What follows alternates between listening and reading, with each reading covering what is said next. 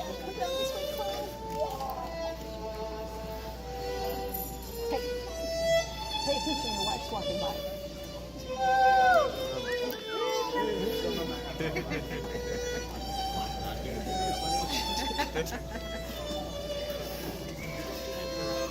He never looks up from his phone.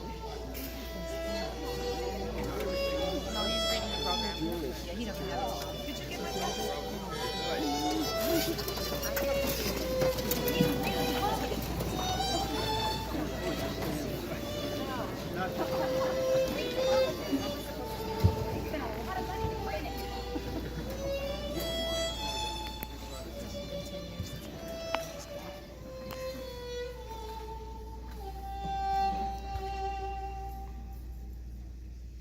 Please be seated.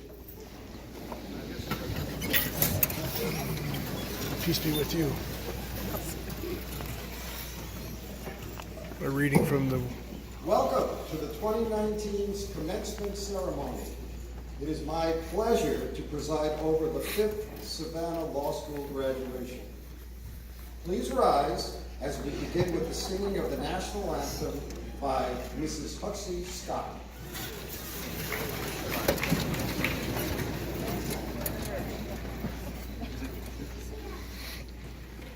Oh, say, can you see by the dawn's early light what so proudly we hailed at the twilight's last gleaming, whose broad stripes and bright stars through the perilous fight o'er the ramparts we watched were so gallantly streaming, and the rocket's red glare, the bombs bursting in air, gave proof through the night that our flag was still there.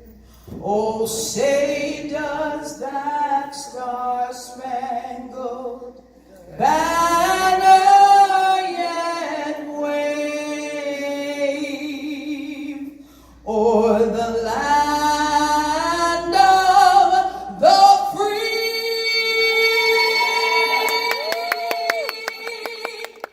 and the home of the brave?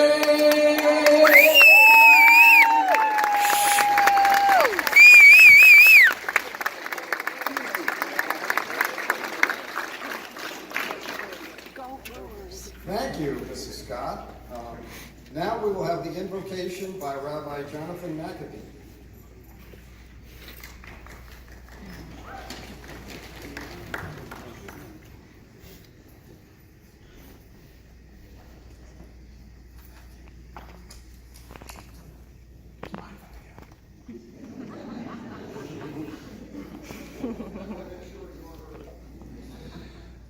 We at Savannah Law School are no stranger to stormy times.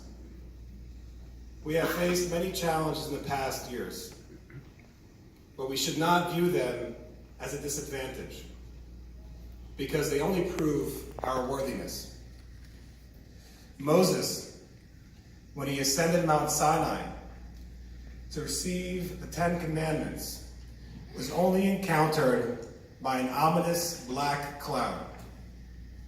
With God nowhere to be found, Moses had to muster the courage to enter the cloud in order to see through it. And it was the only way he was able to encounter God. In our lives, there are many ominous black clouds. And our challenge is to simply have the fortitude and faith to enter despite the darkness. May God grant us the courage and conviction to not shirk when we encounter our metaphoric black clouds, to embrace the challenges of life, utilizing them to further our perfection, a perfection which only has health happiness, and serenity as its fruits. Amen. Thank you, Rabbi.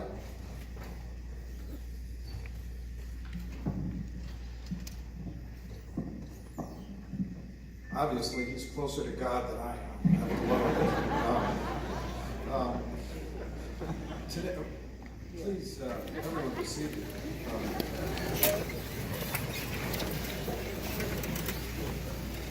Today we gather to celebrate the accomplishments of a fine group of men and women. Through their diligent efforts and hard work, they have reached the threshold of the commencement of their professional careers, attorneys at law. They, however, know it was not a journey made alone. Others were instrumental in each graduate's success. At the top of the list are the spouses, significant others, children, parents, other family members and friends who shared this journey with them. At this point, I ask the graduates to rise, turn to the audience, and warmly thank their family and friends.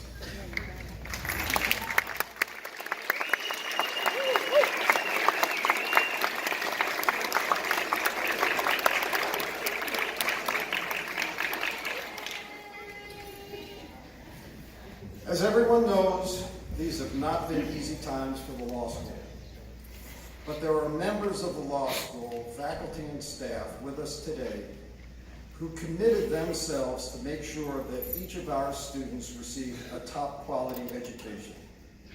Let us thank them for steadfast guidance to achieving that goal by asking them to stand and you give them a richly deserved round of applause.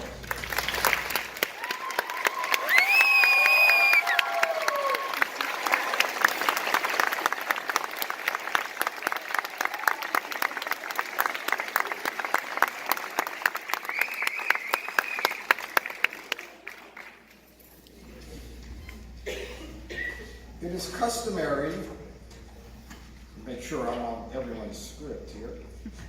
It is customary at graduation to have a commencement speaker who can inspire graduates to both embrace the challenges that await them and meet the obligations that come with the new status they have earned. Today, the address to the graduates will be given by someone who has exceeded those standards. Our speaker is a graduate of Georgia Tech, who after graduating from college, tried his hand, or perhaps I should say arm, as a professional baseball pitcher. Eventually, an injury forced him to pursue other options.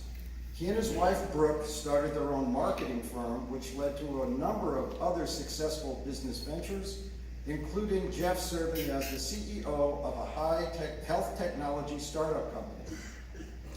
After those successes, our speaker found another mission in life: to serve the people. He was elected to the Georgia House of Representatives in 2012. During his time in the House, he successfully sponsored a number of important pieces of legislation. His fine work in the House led him to higher office. Indeed, he now represents all of the people of the state of Georgia. Please join me in welcoming to the podium the Lieutenant Governor of Georgia, Jeff Duncan.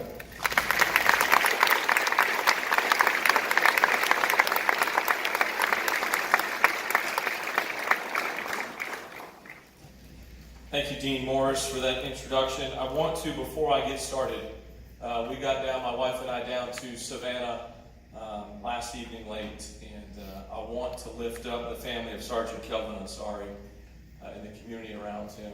The tragic news got to myself and the governor just hours after he was killed, and I just want to express my sentiment and my feelings towards the family and to this community. So thank you all for continuing to lift him up and continuing to keep them in your prayers.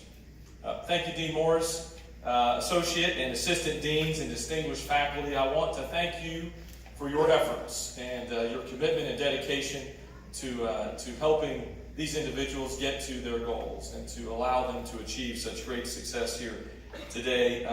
I know I'm the only thing that stands between y'all and probably a really fun day in front of y'all, so I'm not going to make this too long, but it is an honor for me to stand here, and I want to tell y'all something. So in the role of Lieutenant Governor, I get to give speeches all over the place. This one intimidated me a little bit because I've not really spent much time around lawyers. And so I felt like I'd share a funny story. I had never really spent any time around lawyers until other than starting a company and doing the little incorporation thing, until I got sworn into the General Assembly as a state rep. And I kept writing these bills that would somehow put me in the Judiciary Committee. And so I'm sitting there as, not an attorney, and there's just a table full of attorneys. And so at one point, one of the representatives was opposed to my bill and started really reading me the riot act and said, case law 457397 says, and I probably shouldn't have said this, but I said, ma'am, with all due respect, it sounds like you read me last night's lottery numbers. I have no idea what you just said. It took me a little bit of time to build that relationship back. This role of Lieutenant Governor allows me to get to share my life story, and it's also given me the opportunity to, I, like many others, were really good at sharing all the accomplishments, but I never really wanted to share the challenges that it kind of took to get to different places. I'm an underdog. I've been an underdog my entire life. The problem with that is I just never wanted to admit it. I never wanted to tell anybody. I didn't want to tell my wife I was an underdog. I didn't want to tell my kids. I didn't want to tell my parents, my coworkers, my teammates. I didn't want to tell anybody I was embarrassed of it because I thought being the underdog meant you couldn't win. I thought it meant you couldn't accomplish big goals, you couldn't finish first, kind of thing. And that's not really the case about being an underdog. I'm assuming many people in this room wake up every day and feel that feeling of underdog. I lived in 7 states and moved 9 times before I was 17 years old, but I never wanted to tell anybody at the lunchroom table that. When I went to Georgia Tech, and it gets read in my bio, everywhere I go that I played baseball there, I didn't want anybody to know I was the last kid to get a baseball scholarship that year. The absolute last kid. We talk about playing professional baseball. I got drafted, and I told everybody I got drafted, but I didn't really want to share the fact that I got drafted in the 69th round. They don't even have 69 rounds anymore. One of my kids pointed that out to me. I didn't want to tell anybody that I started my first business after my career was over, after 6 years of beating around the minor leagues. I didn't want anybody to know that I had to beg a bank to give me a home equity line to start my first business. Just didn't want anybody to know that. I thought when I got into politics, the whole thing of underdog would subside, but really what happened was it only intensified. I woke up about 1.5 years ago, and I opened up the HAC, and there's in print about like this big. It said underdog Jeff Duncan. Right? So I couldn't run away from it. But what I realized was, in rooms like this, I get to talk to everybody's an underdog, right? I mean, there's only one smartest person in every room. There's only one strongest person, and fastest person, and wealthiest person. So I get to walk into rooms like this, and I get to share my story that says, being the underdog doesn't mean you can't win. It just means you got to outwork people. You got to outlast people. You got to outsmart people. It just means you got to be committed to what you're doing. As y'all embark on your new career, and I'm certain y'all are excited about taking the next step, and certainly probably excited about going to make some money. My encouragement to you this, I don't know a ton about your profession, but what I do know is that as I've matured, as I've become older, as I've realized kind of being a part of something bigger than yourself, what I've realized is the process I go through to do my job, as Lieutenant Governor, before that as an entrepreneur, before that as a baseball, what I realize is the people I care about the most really watch how I go about doing my business, right? They don't just sit there and value the outcomes. They watch what you're doing and how you go about it. So I just want to continue to encourage you guys to be as ethical as you possibly can, to be as considerate as you possibly can, and pay attention to relationships. Relationships are going to last longer than careers, right? The relationships with your family, with your friends, with the folks you grew up with the folks that just in walks of life. Value those relationships and be intentional about building those relationships. Also, I've learned along the way to make life about the journey and not the trophy. Right? Make life about the journey and not the trophy. If you're just constantly focused on the trophy, then it's hard to see what you're doing as important along the way. And I think other people around you will pay a lot of attention when you're paying attention to the journey and not the trophy. I think your family will be closer to you, your coworkers will trust you more, and you also will see a big difference because every single day will matter when you get up and go to work. Not just the days that you have big wins. Along the way, since I've taken this journey and not the trophy approach, it certainly has helped me. It certainly made me a better person. It's made me a better dad. It's made me a better, hopefully better lieutenant governor as I've gotten to travel the state. But I've picked up some really important life lessons that I want to share with you all along the way. I have never regretted, looking back, giving a compliment to somebody. It's never have. I encourage everybody to give a compliment to somebody. I've never regretted reaching out and helping somebody in need, especially on those days when it wasn't convenient. I've never regretted canceling a business meeting so I could spend more time with my family. I wish I would have walked into that church instead of just driving by it for 10 straight years, looking back. You'll have to trust me on this one when I tell you this one. Wealth really has little or nothing to do about money. Being wealthy has little or nothing to do about money. And I've also realized personally that my greatest asset is being an underdog. It's not my greatest liability. The future's in front of y'all. I'm sure your families are so proud. And families, I know the commitments that y'all have made and the sacrifices that you have made. Your greatest days are in front of you. I wake up as Lieutenant Governor excited about that our best days are in front of us here in Georgia. I work for 11 million people. Some days that's a little daunting to know I have 11 million bosses. But our best days are in front of us here in Georgia. So my encouragement to you is continue to grow your business here, continue to grow your careers here, continue to raise your families here in the state of Georgia. We're so proud to have you here. We're so proud to have so many families from around, not just this area, not just the state, but from around the country. So thank you all so much for the opportunity to address you, and God bless each and every one of you and your families.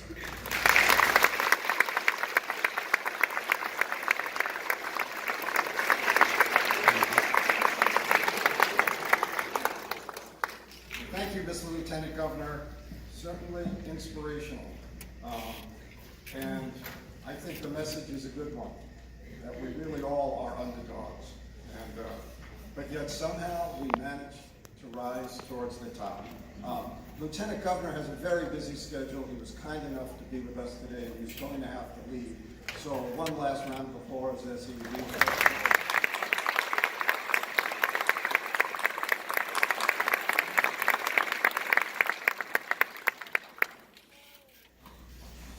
At this point, that's my page, we're going to have the address from the valedictorians, and I'll invite Scott Hendricks, valedictorian of the part-time program, to the podium first.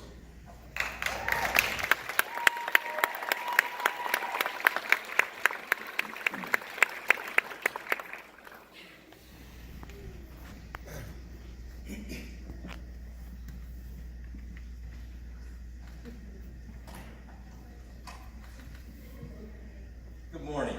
So, when I knew I had to make this speech, I asked a lot of smart people for advice. What should I say in this speech?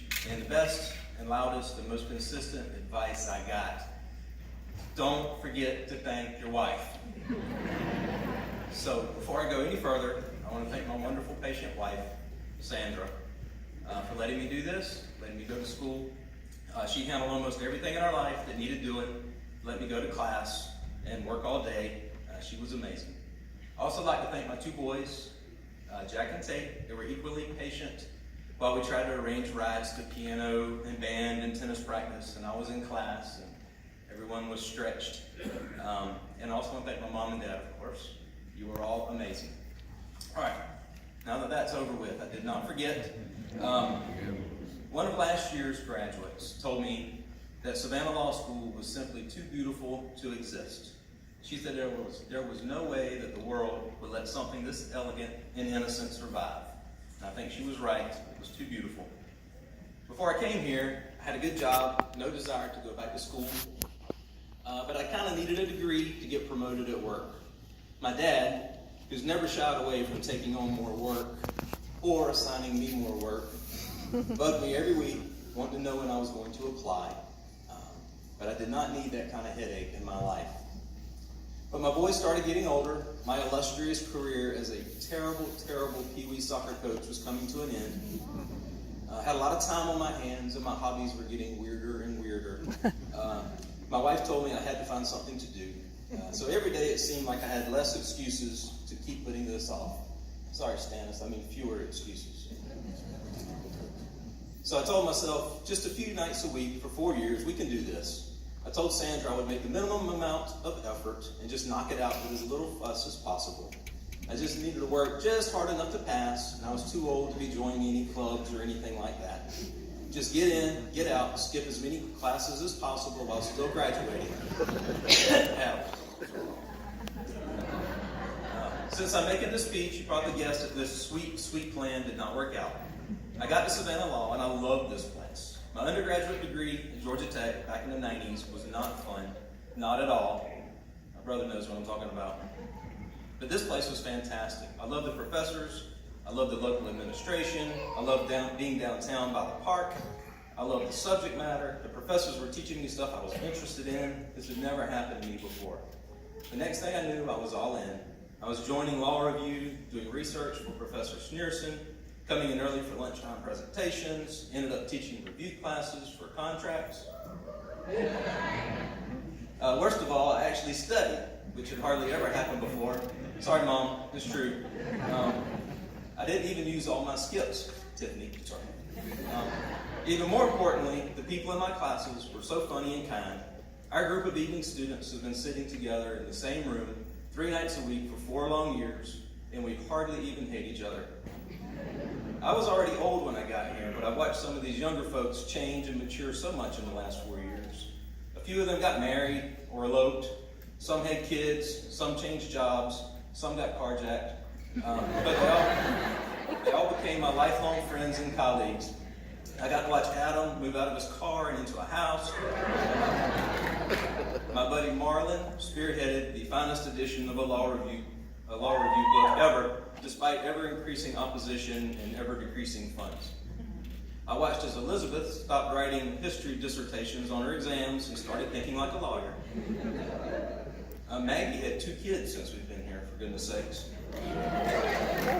Alice got so overwhelmed with the long finger of the law, she almost burst into flames in one class. Sorry, Professor D'Agostino. One of the high points at Savannah Law School, though, was getting to spend time under Dean Harrison.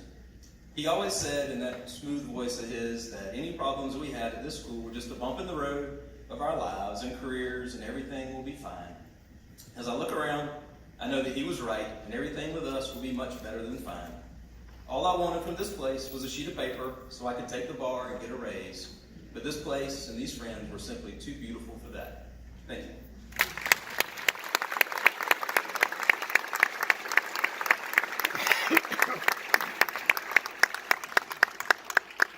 And now the valedictorian of the full-time program, Maria Morato.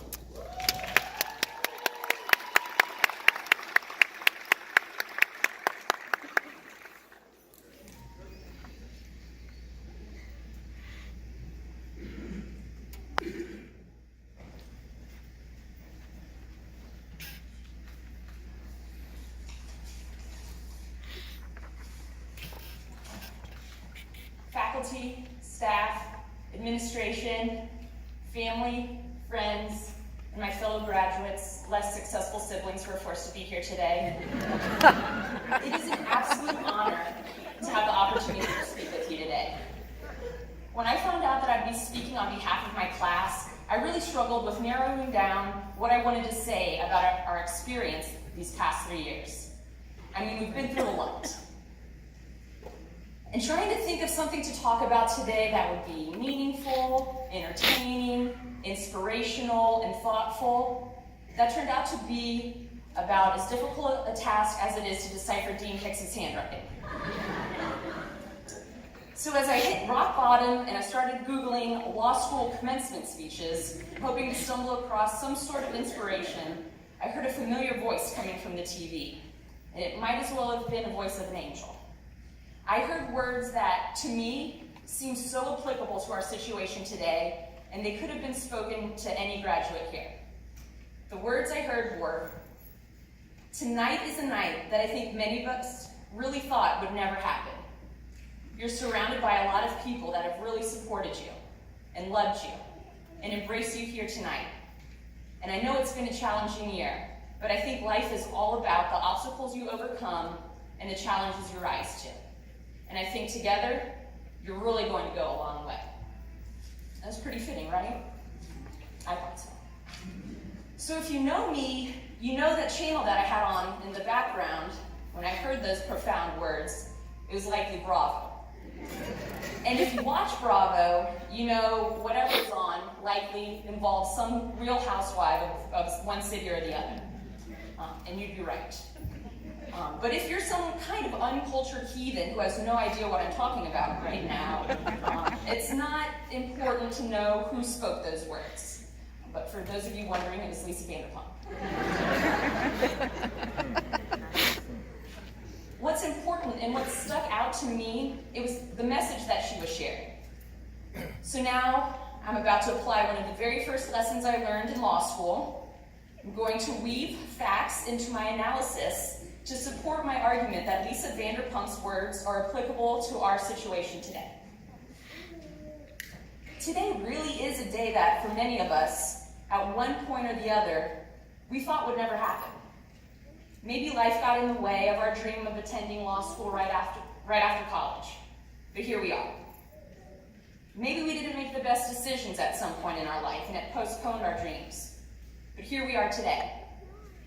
Maybe we got hit with news that graduating from the law school that we all loved, it might not be a possibility, but here we are today. There are so many different factors that played into each of our journeys and shaped us throughout the way, and here we are today. And look around. We are surrounded by so many people that have supported us along the way, that have loved us, and that embrace us here today. We only have 26 students graduating today, but this theater is packed. Look at all of the seats that are filled. Look at all of our supporters, our loved ones. We're so lucky to have had that type of love and support throughout such a challenging experience. And good Lord, has it been a challenging experience. But it's true, life is all about the obstacles you overcome and the challenges you rise to. I just have to say, this is one hell of a resilient group of students here. Law school is difficult enough for most people, but it's obvious that this group is not most people. Most people would have taken the news of their law school closing as an opportunity to make an excuse as to why life is not fair, an excuse as to why they gave up. Most people wouldn't continue to bust their butts to see their dream through, and most people wouldn't be here today. And I honestly think that together, we really are going to go a long way. After everything that we've been through together these past 3 years, this is the group that I want to be in the trenches with. I know this group is determined, I know this group is going to fight for what's right, and I know this group is going to keep Savannah law alive as we transition into the legal field. So at this point, if this were a midterm or final, this is probably the point in the analysis where Professor Sneerson would make a little snarky comment on the side, something along the lines of, "Oh, that was a stretch." But I really believe that short toast that Lisa Vanderpump gave hit on everything I wanted to say today. We accomplished an amazing feat, one that at times seemed impossible. We did it with the love and support of our family and friends. We survived 3 grueling, stressful years and came out stronger in the end. And as our time at Savannah Law comes to an end and we transition into this next chapter of our life, I'm confident that with the experience we've had here, the lessons we've learned, and the relationships we've made, that as we venture out into the legal field together, we are really going to go a long way.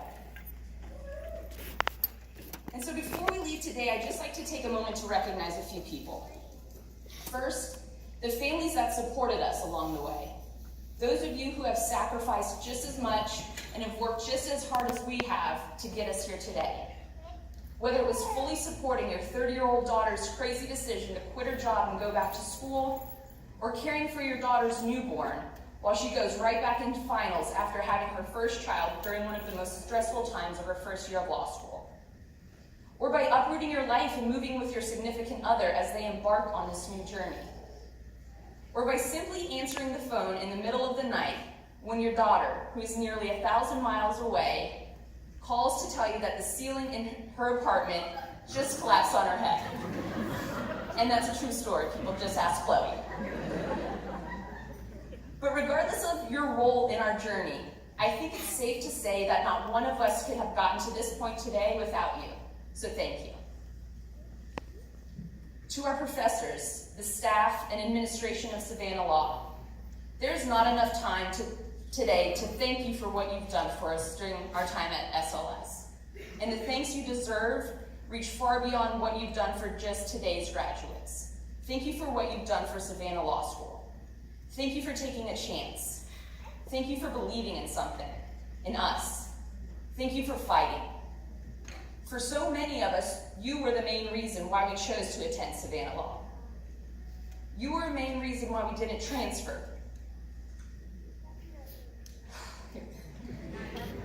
And you are the reason that we're here today. Thank you for seeing something in each of us. And thank you for seeing that through to the end. And to the family, oh my goodness. To the family of Dean Harrison, thank you for sharing such an unbelievable man with us. A man that poured his entire heart into this school and its students. A man whose memory will always represent the spirit of Savannah Law School. And finally, to my classmates, we made it. I can still remember the nervous energy in the room on the first day of orientation. I can remember Todd talking about how he was the youngest person in the room. I can remember Michelle stressing out about not having a blazer the next day. And while I don't specifically remember this, I would imagine that O'Byrne walked in late.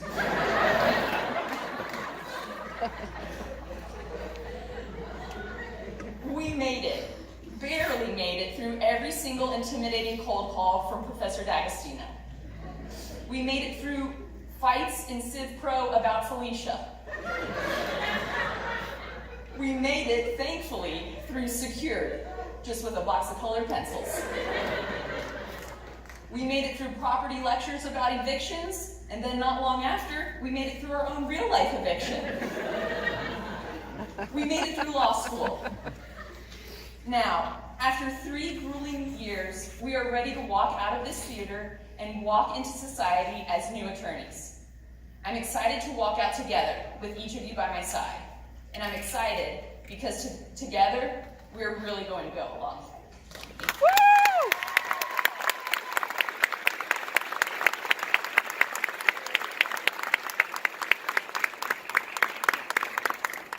Thank you to our 2 speakers. And now we have the traditional charge from the faculty marshal to the graduates, and I invite my colleague, Professor Judge Stevenson, to the podium.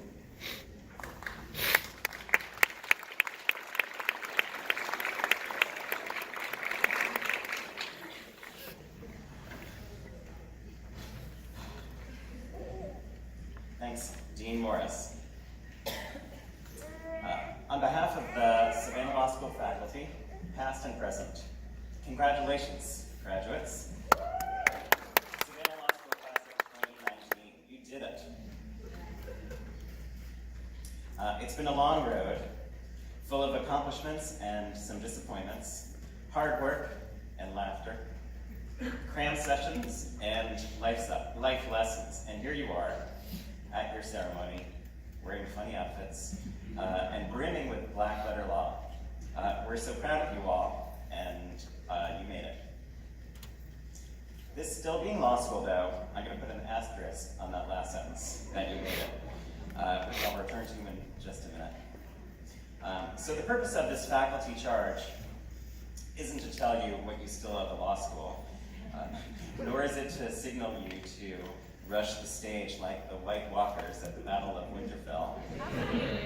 The faculty charge is the faculty's parting words to you at your graduation, encouraging you to go out there and do great things and continue to make us proud. So Go out there, do great things, and continue to make us proud. You all are the real legacy of Savannah Law School. Not any building, excuse me, not any building or tree or law review article that no one will ever read. The physical school may be closing, but Savannah Law School will live on through you and your successes. So make them count. Okay, now that asterisk. Yes, you're graduating today. People will now have to call you doctor. Just kidding, not really. But there's one more hurdle in front of you, and that is the bar exam. Studying for the bar exam is not going to be fun and games and coloring books. It's a lot of work, and in a lot of ways, it's even harder than law school. But you can do it if you put in the work and do everything, every single thing the bar prep courses tell you to do, and stay on track, because if you get off track, it's hard to get back on track. So do it all. And it's only 2 months, and family and friends, please continue to support these folks for another 2 months and help them through it. So take a few days, celebrate today's hard-earned milestone, and then buckle down and clear this last hurdle. And then you'll be lawyers. So congratulations again, and best wishes to you all.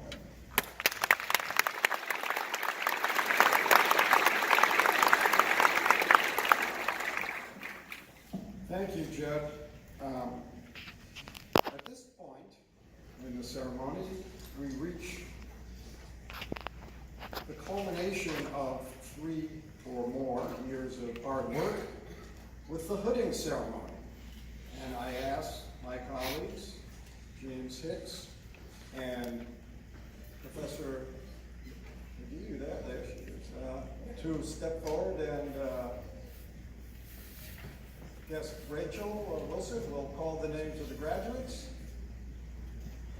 The graduates will be hooded, come across the stage, and I will hand out their diplomas.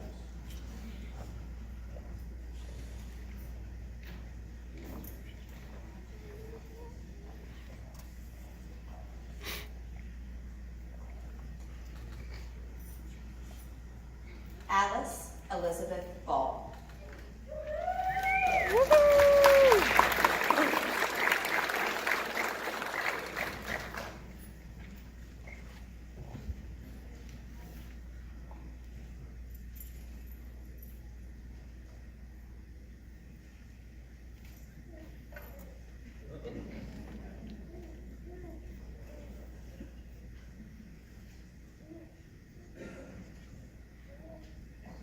Demetris LaQueen Barnes.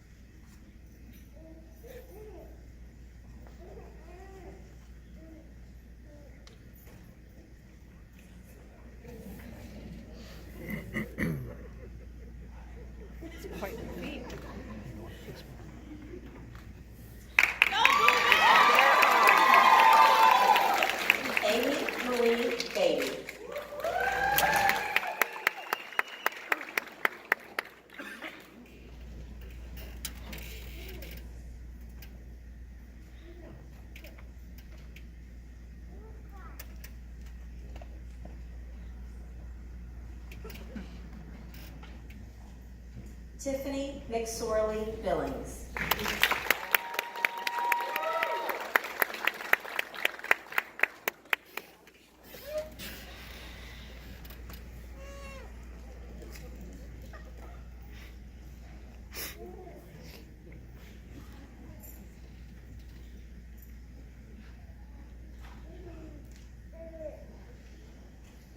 Caitlin Brooke Clark. Caitlin!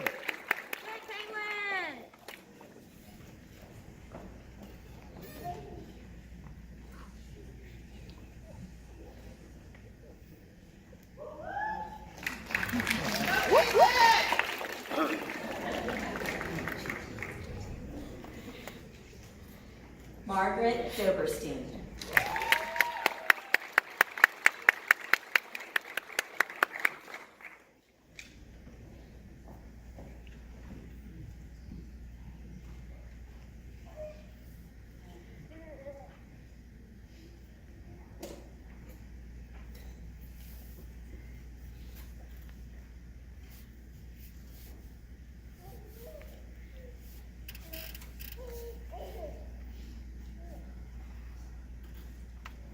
Adam Nathaniel Dozier.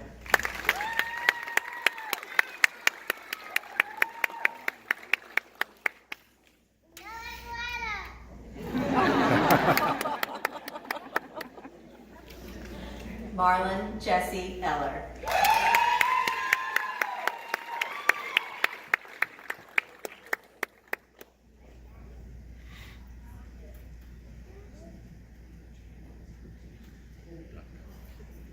If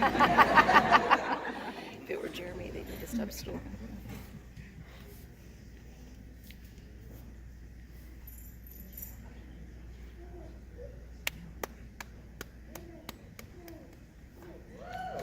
Jonathan McAbee.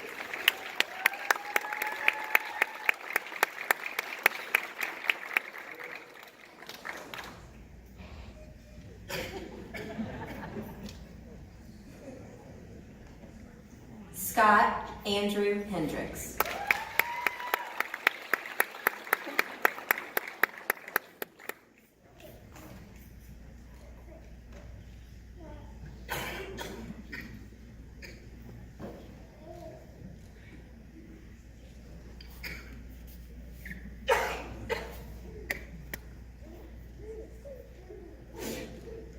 Fancy stick for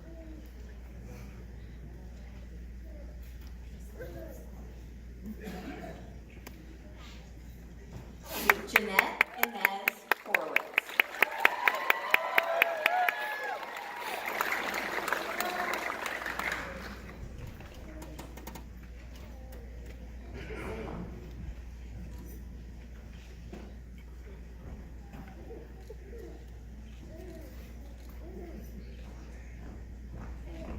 Crystal Ray Horsley.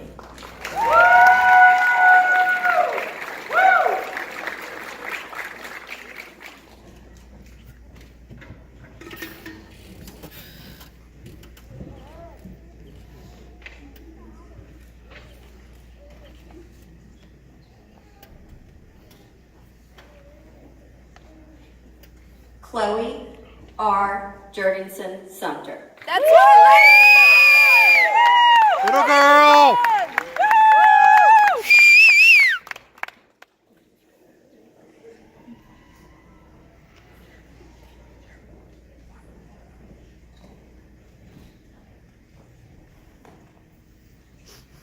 Maria Louisa Lorado.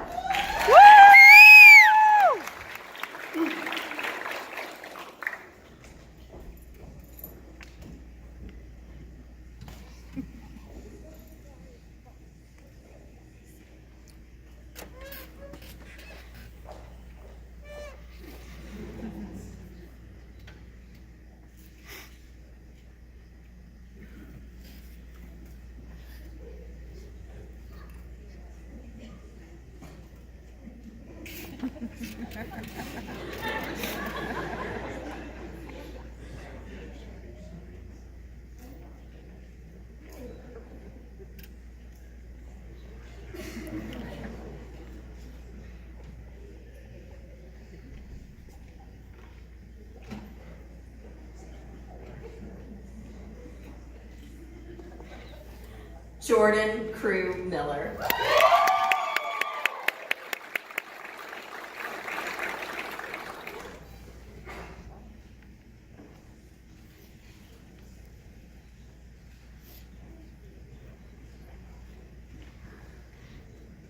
Andrew Thomas O'Byrne, Jr.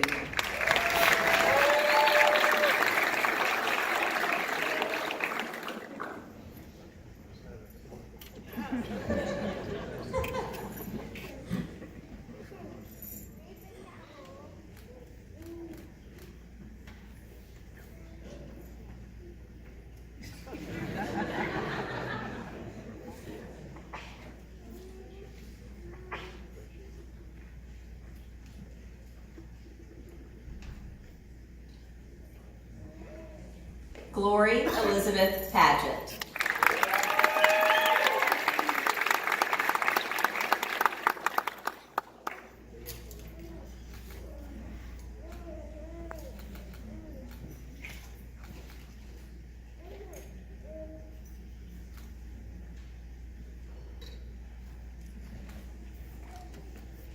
Todd Kendall Sheffield.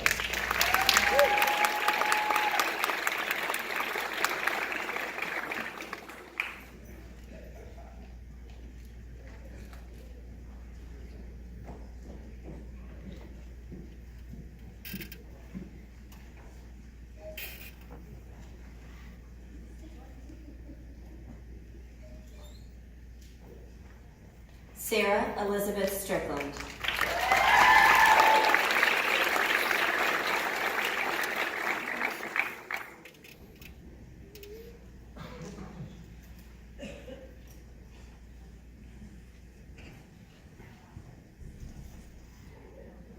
Amanda Marie Taylor Oliveira.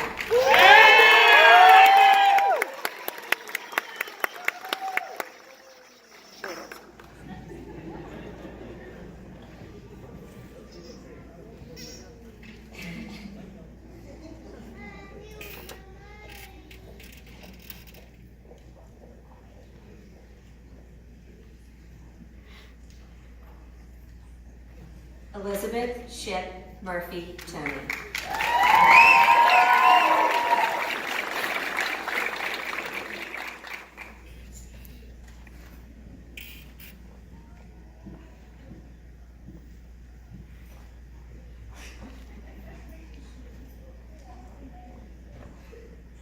Destiny Bossert.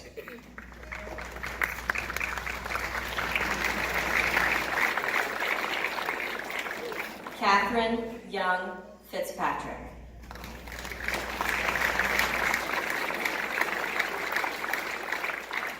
Chelsea Brooke Preddy.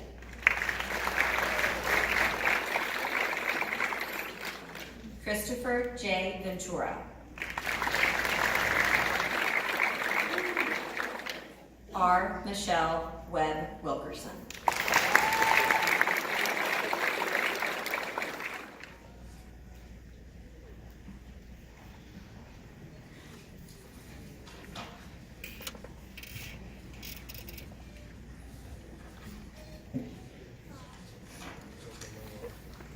All right.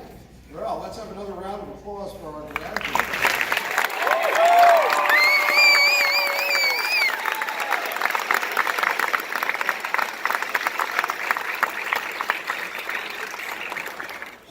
Well, at this point, I ask all the graduates to stand.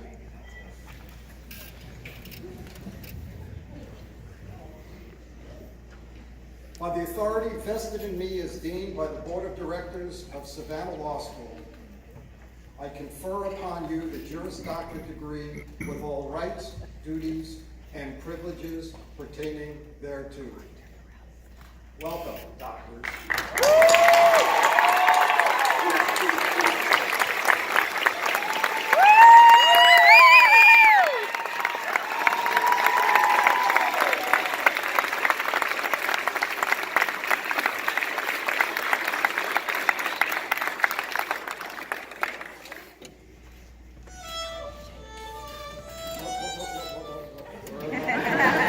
You may be seated. We're not done yet.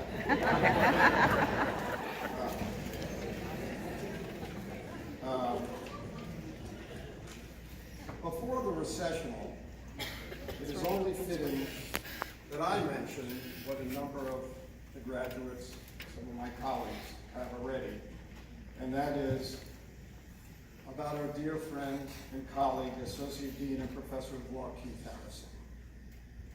In his all too short time with us, Keith cast a very large shadow, and it's long to be remembered. He symbolized all that is good about the law and those who teach it. He cared deeply about this school and the students who attended it. It was for that reason a memorial fund was established in his name exclusively for Savannah Law students. Those interested in honoring my longtime friend, Professor Harrison, with a contribution will be able to do so at the end of the ceremony. But as a final word, I brought him down, he did his job, and he will be greatly missed. At this point, I offer a final note of congratulations to our graduates and wish them well in their future endeavors and hope that everyone enjoys wonderful lives as lawyers. We will now have the recessional, where the graduates will leave. I ask the audience to stay seated and then meet the graduates outside the auditorium.